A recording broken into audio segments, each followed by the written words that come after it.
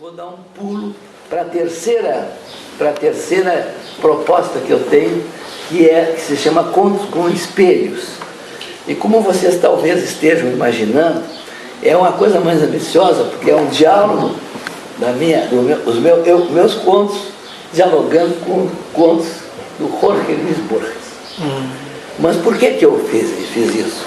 Primeiro, que eu gosto da literatura do Borges, mas segundo, porque Jaguarão tem uma marca, aliás, Jaguarão não, Rio Branco tem uma marca que eu desde guri conheci e que o Vaz teve a felicidade de me fotografar para que não se diga que é mentira minha, embora pudesse ser, mas não. Mas é uma coisa tão forte da minha, tão forte.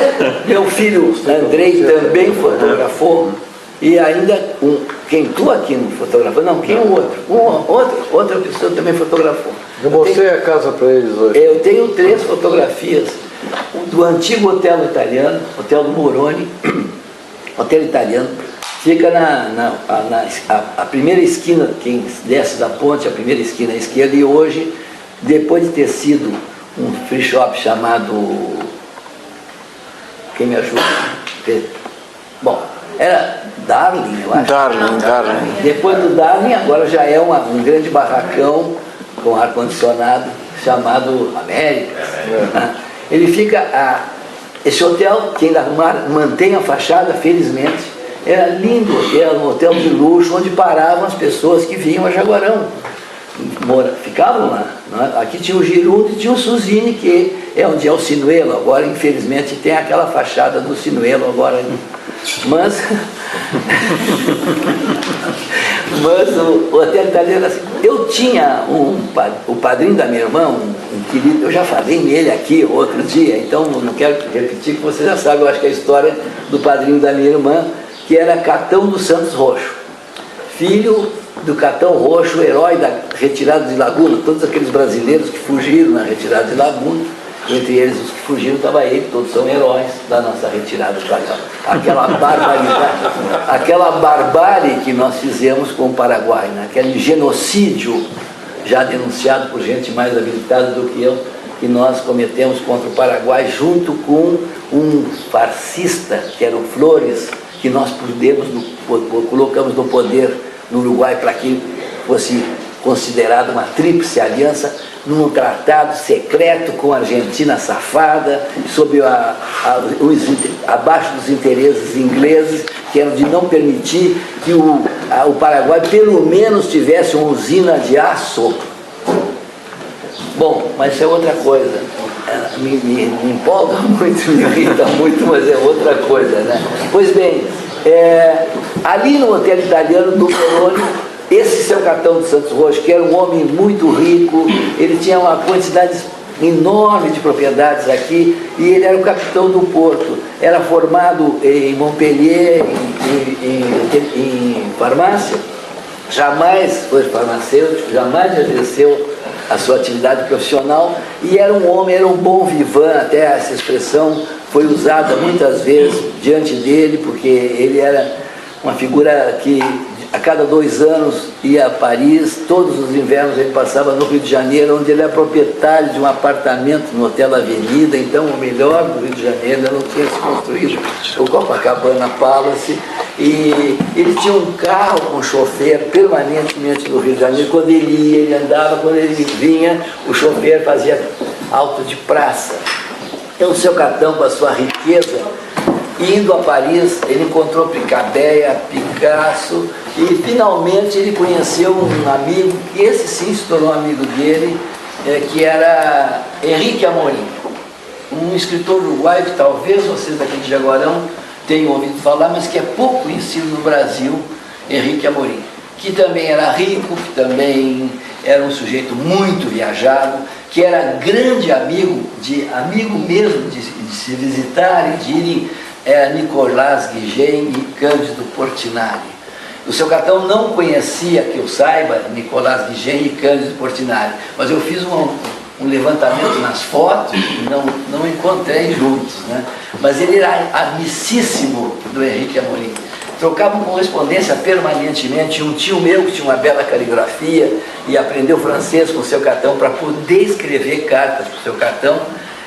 o tio Tonton escreviam muitas cartas para o Henrique Amorim, e dessas cartas que eu tinha que ter ficado com elas, infelizmente não ficou aquela em que o Henrique Amorim pediu o seu cartão, que pedisse para o Boroni, o dono do hotel italiano, que abrisse uma porta para o lado do banco, na travessa ali, uma porta do quarto que ele ia ficar, reservasse um quarto, mas que a condição de que tinha que ter uma porta aberta para a rua, para resguardar a privacidade dele e do amigo que ele ia levar a Jaguarão. O Henrique Amorim, bom, isso eu já sei agora, não por esse lado. Tem um lado que eu soube desde guri, que o seu cartão contava, que a gente sabia, que ele teve que reservar um hotel, abrir a porta e tal. Mas, pelo outro lado, que é recente, num calhamaço assim, sobre a experiência de Bioy Casares com o Orges, ali está contado da viagem que o Henrique Amorim fez. E o Henrique Amorim compra um carro novo, de tolda, interessante, carro de tolda, chofer todo fardado, e pega o Borges, e vem com o Borges de Salto a Artigas, de Artigas a Taquarembó, de Taquarembó, naturalmente, a Ribeira, depois vão a Melo, depois vão aí não sei, aí estou perdida, não sei se foram a Bagé ou não, mas de Melo, e chegam aqui, chegam ali, né? Chegam aqui, chegam ali, e se hospedam lá. Seu cartão faceiro pega um guri de 6 ou 7 anos, que eu era, pela mão, e me leva para conhecer o Henrique Amorim. Eu não poderia nunca me lembrar disso, né? Mas sempre soube para ouvir contar que o Henrique Amorim disse assim para mim, quelinho guapo, estava tomando uma Fernet branca numa mesa de vime do hotel.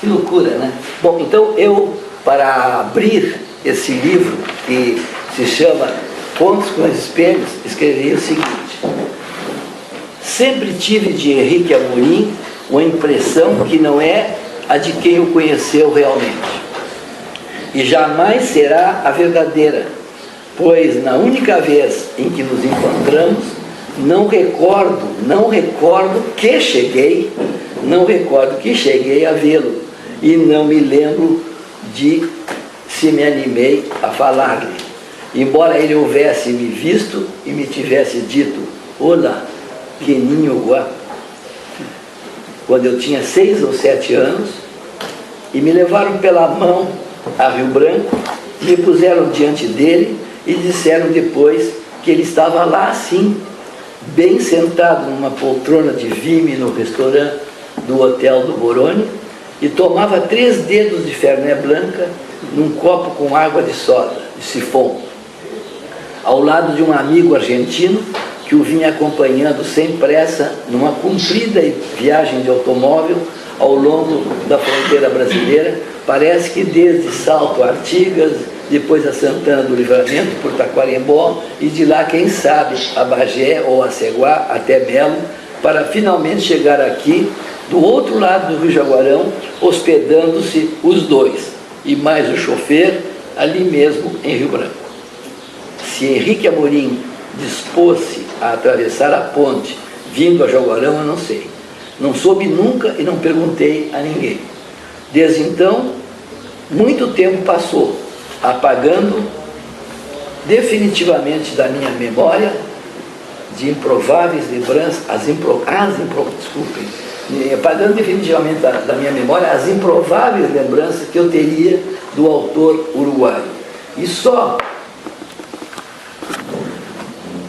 outro dia fiquei sabendo que quem o acompanhava na viagem, e só outro dia, quer dizer recentemente, aqui não está muito bem, né? Que o acompanhava na viagem com a própria razão de ser daquele longo périplo mítico sobre os coincidentes limites extremos do norte uruguaio e do sul brasileiro, num país indocumentado, era Jorge Luis Borges. Hoje, passados de 68 a 69 anos, o anoso prédio do hotel está transfigurado numa asséptica e muito ar-condicionada duty-free de artigos importados, onde já não sobram mais do que a bela fachada na Calle General Artigas e pela Calle General Rivera, diante do Banco da República, a grossa parede lateral de 2 pisos, nesta não terá havido reboco nem pintura suficiente para apagar uma clara cicatriz em forma de porta que perdura até hoje. Aí tem um asterisco e tem uma nota lá embaixo. Entre as vitrinas de baixo e sobre as janelas de cima, denunciando que ali existira uma saída para a rua. A nota embaixo é a seguinte: entre maio e julho de 2010, o autor esteve sem ir a Jaguarão. Quando voltou, já não encontrou a porta. A marca da porta empedrada na fachada lateral do antigo hotel italiano, quase na esquina, diante do Banco da República e em Rio Branco. O prédio fora finalmente reformado para atender às necessidades de esconder suas feridas e revelar sua pulcritude climatizada. Mas restaram fotos de como tudo terá sido, de como terá sido antes.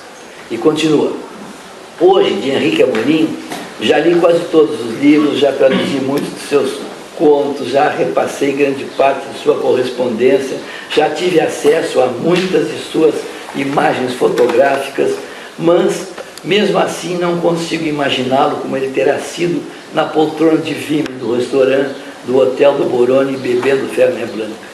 Não chego a reconhecer nas fotografias o homem sério, de rosto comprido e magro, de testa alta e olhos distantes. Não consigo ouvi-lo repetir "que ninho guapo", com a sua mesma voz que está gravada em disco e preservada pela história. O Henrique Amorim, que me terá conhecido, eu o imaginei outro, gordo, de terno branco, com o meu tio Carlos, talvez de óculos como Zé Lins, ou capaz de grandes gargalhadas por nada, como o Amorim, marido de uma tia da minha mulher. Aquele, o que a mim lhe terá dito "Olá, que ninho guapo", era outro. Aquele era outro, que não reconheço, que não era gordo, nem usava óculos, nem dava grandes gargalhadas, mas era muito rico, ilustrado, viajado, exatamente como o padrinho da minha irmã.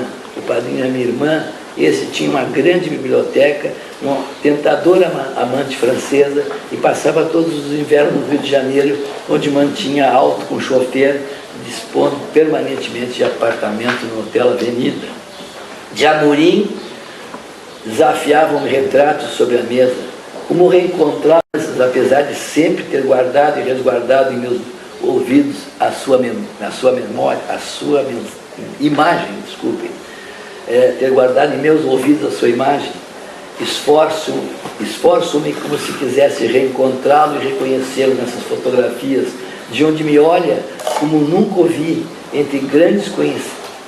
como gentes conhecidas, entre gentes desconhecidas e desconhecidas, homens e mulheres, sempre muito sério ou muito sorrindo, às vezes de chapéu bem posto, às vezes de cabeça descoberta, com seu mesmo cabelo penteado, com gomina e repartido do lado. Uma vez está em 1943, como teria estado em Rio Branco, 2 ou 3 anos antes, diante de mim, ao lado do seu companheiro de viagem e do padrinho de minha irmã. Mas está também em 1945, encarando-me de forma de frente, firme, ao lado de Nicolás Vigem, Cândido Portinari e Tonho Salazar, mirando-me firme como George Raft, ameaçadoramente como George Raft, bem como George Raft, e não me adianta admirar a risada aberta de todos os dentes de Guigem, ou o conhecido sorriso contido de simpatia de Portinari, nem o risinho coadjuvante de Tonho Salazar. Era um tempo de sonhos infantis e de preocupações. O padrinho da minha irmã, sabe-se lá de que forma, foi encarregado por Amorim de reservar-lhe habitação no Hotel do Boroni, o hotel italiano que todos tínhamos como um belo e refinado estabelecimento hoteleiro, e conseguir mais do que arranjar aposentos para Amorim e Borges. Ele conseguiu que o Boroni, Abri-se uma porta diretamente do quarto reservado para a rua na lateral do prédio, garantindo a privacidade dos dois hóspedes e dispensando-os de entrarem pelo restaurante do hotel. Eu tinha 6 ou 7 anos, só sei dessas coisas por ouvir contar, mas nunca as esqueci, na esperança de imaginar, como se relembrasse, o que foi dito e visto aquele dia imemorável numa mesa do hotel italiano, antes que a marca tumular da porta aberta na parede lateral, se transformasse no único testemunho concreto do meu encontro infantil com Henrique Amorim e com Jorge Luis Borges.